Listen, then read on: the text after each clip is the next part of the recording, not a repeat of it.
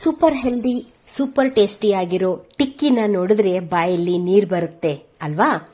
ಮಕ್ಕಳು ಮತ್ತೆ ದೊಡ್ಡವರು ಎಲ್ಲರೂ ಕೂಡ ಇಷ್ಟಪಟ್ಟು ಬಾಯಿ ಚಪ್ಪರಿಸ್ಕೊಂಡು ತಿನ್ನುವಂತ ಹೈ ಪ್ರೋಟೀನ್ ಟಿಕ್ಕಿ ಇದು ಹೈ ಪ್ರೋಟೀನ್ ಯಾಕೆ ಅಂತ ಹೇಳಿದ್ರೆ ಇದರಲ್ಲಿ ಬಳಸಿರುವಂತ ಇಂಗ್ರೀಡಿಯೆಂಟ್ ತುಂಬಾ ಪ್ರೋಟೀನ್ ರಿಚ್ ಆಗಿರುವಂತದ್ದು.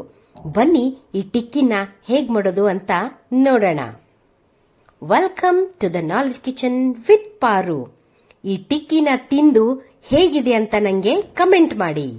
ಈ ಹೈ ಪ್ರೋಟೀನ್ ಟಿಕ್ಕಿ ಮಾಡೋದಕ್ಕೆ ನಮಗಿಲ್ಲಿ ಪಾಲಕ್ ಸೊಪ್ಪು ಬೇಕಾಗುತ್ತೆ. ನಾನು ಇದನ್ನ ತೊಳೆದು ಎತ್ತಿಟ್ಕೊಂಡಿದ್ದೀನಿ. ಈಗ ಇದನ್ನ ಸ್ವಲ್ಪ ಬ್ಲಾಂಚ್ ಮಾಡ್ಕೊಳ್ಳೋಣ.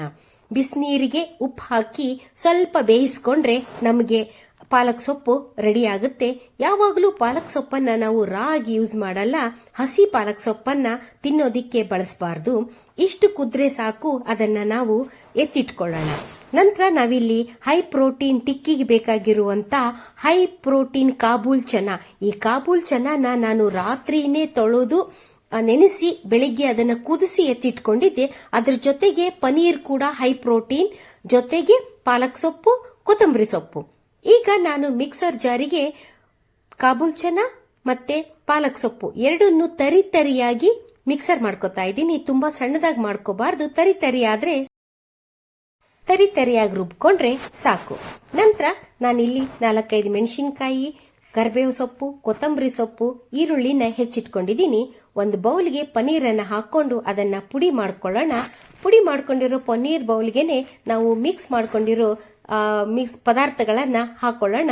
ಕರಿಬೇವು, ಕೊತ್ತಂಬರಿ, ಮಿಕ್ಸರ್ಗೆ ಹಾಕೊಂಡಿರೋ ಮಿಕ್ಸ್ ಎಲ್ಲದನ್ನು ಹಾಕೊಂಡು ಚೆನ್ನಾಗಿ ಮಿಕ್ಸ್ ಮಾಡ್ಕೊಳ್ಳೋಣ. ನಂತರ ಇದಕ್ಕೆ ನಾವು ರುಚಿಗೆ ತಕ್ಕಷ್ಟು ಉಪ್ಪು, ಗರಂ ಮಸಾಲ, ಸಾಂಬಾರ್ ಮಸಾಲ, ಅರ್ಧ ನಿಂಬೆ ಹಣ್ಣು ರಸನ ಹಿಂಡ್ಕೊಂಡು ಚೆನ್ನಾಗಿ ಮಿಕ್ಸ್ ಮಾಡ್ಕೊಳ್ಳೋಣ. ಈ ಮಿಕ್ಸ್ ಮಾಡ್ಕೊಂಡು ಅದನ್ನ ನಾವು ಎತ್ತಿಟ್ಕೊಳ್ಳೋಣ. ನಂತರ ಇದಕ್ಕೆ ನಾನು ರೋಸ್ಟ್ ಮಾಡ್ಕೊಂಡಿರೋ, ಸ್ವಲ್ಪ ಡ್ರೈ ರೋಸ್ಟ್ ಮಾಡ್ಕೊಂಡಿರೋ ಹಸಿಬೇಳೆ ಹಿಟ್ಟು ಜೊತೆಗೆ ಮೆಕ್ಕೆಜೋಳದ ಹಿಟ್ಟನ್ನ ಹಾಕ್ತಾ ಇದ್ದೀನಿ. ಎರಡನ್ನೂ ಸ್ವಲ್ಪ ಎಲ್ಲ ಮಿಶ್ರಣವನ್ನು ಚೆನ್ನಾಗಿ ಮಿಕ್ಸ್ ಮಾಡಿಕೊಂಡು ಚಿಕ್ಕದಾಗಿ ಉಂಡೆ ಮಾಡಿಕೊಂಡು ಎತ್ತಿಟ್ಕೊಳ್ಳೋಣ. ಅದರ ನಂತರ ಅದನ್ನ ತಟ್ಟಿ ಕಟ್ಲೆಟ್ ಆಕಾರಕ್ಕೆ ಮಾಡ್ಕೊಳ್ಳೋಣ. ಈಗ ಸ್ವಲ್ಪ ಬ್ರೆಡ್ ಕ್ರಮ್ಸ್ ಅನ್ನ ಹಾಕೊಂಡು ಈ ಕಟ್ಲೆಟ್ ಮೇಲೆ ಸ್ವಲ್ಪ ಸ್ಪ್ರೆಡ್ ಮಾಡ್ಕೊಂಡು ಎತ್ತಿಟ್ಕೊಳ್ಳೋಣ. ಇವಾಗ ಪ್ಯಾನ್ಗೆ 1 ಸ್ಪೂನ್ ಎಣ್ಣೆ ಹಾಕೊಂಡಿದ್ದೀನಿ. ಜಾಸ್ತಿ ಏನು ಎಣ್ಣೆ ಬೇಕಾಗೋದಿಲ್ಲ.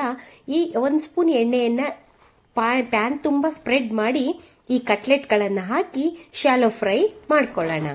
ಈ ಶಾಲೋ ಫ್ರೈ ಮಾಡ್ಕೊಳ್ಳುವಾಗ ನಾವು ಸ್ವಲ್ಪ ಎಣ್ಣೆಯನ್ನ ಬ್ರಷ್ ಮಾಡಿದ್ರೆ ಸಾಕು, ತುಂಬಾ ಏನು ಬೇಕಾಗೋದಿಲ್ಲ. ಸ್ವಲ್ಪ ಎಣ್ಣೆಯನ್ನ ಬ್ರಷ್ ಮಾಡಿದ್ರೆ ಸಾಕು. ಎಣ್ಣೆ ಇಲ್ದೇನೆ ಅಂದ್ರೆ ಡೀಪ್ ಫ್ರೈ ಇಲ್ದೇನೆ ನಾವು ಕಟ್ಲೆಟ್ ಅನ್ನ ಸವಿಯಬಹುದು. ಇವಾಗ ನೋಡಿ, ಈ ತರ ಒಂದು 5 ನಿಮಿಷದಲ್ಲಿ ಈ ತರ ಎಲ್ಲ ರೆಡಿ ಆಗ್ಬಿಡುತ್ತೆ. ಅಷ್ಟೊತ್ತಿಗೆ ನಾವು ಒಂದು ಚಿಕ್ಕದಾಗಿ ಚಟ್ನಿ ಮಾಡ್ಕೊಳ್ಳೋಣ. ಕೊತ್ತಂಬರಿ ಸೊಪ್ಪು, ಹುರಿಗಡ್ಲೆ, ಮೆಣಸಿನಕಾಯಿ, ಕರಿಬೇವು, ಕೊತ್ತಂಬರಿ ಎಲ್ಲ ಹಾಕೊಂಡು ಮಿಕ್ಸರ್ ಮಾಡ್ಕೊಂಡ್ರೆ ನಮಗೆ ರುಚಿಯಾದ ಚಟ್ನಿ ಕೂಡ ರೆಡಿ ಆಗುತ್ತೆ. ಇವಾಗ ನಮಗೆ ರುಚಿಯಾದ ಹೈ ಪ್ರೋಟೀನ್ ಕಟ್ಲೆಟ್ ತಿನ್ನೋದಿಕ್ಕೆ ರೆಡಿ ಆಗಿದೆ. ಬನ್ನಿ ಪ್ರೋಟೀನ್ ರಿಚ್ ಕಟ್ಲೆಟ್ ಅನ್ನ ಸವಿಯೋಣ. ಇದೇ ತರದ ವಿಡಿಯೋಗಳಿಗಾಗಿ ನಮ್ಮ ಚಾನೆಲ್ ಅನ್ನ ಲೈಕ್ ಮಾಡಿ, ಶೇರ್ ಮಾಡಿ, ಸಬ್ಸ್ಕ್ರೈಬ್ ಮಾಡಿ. Thank you.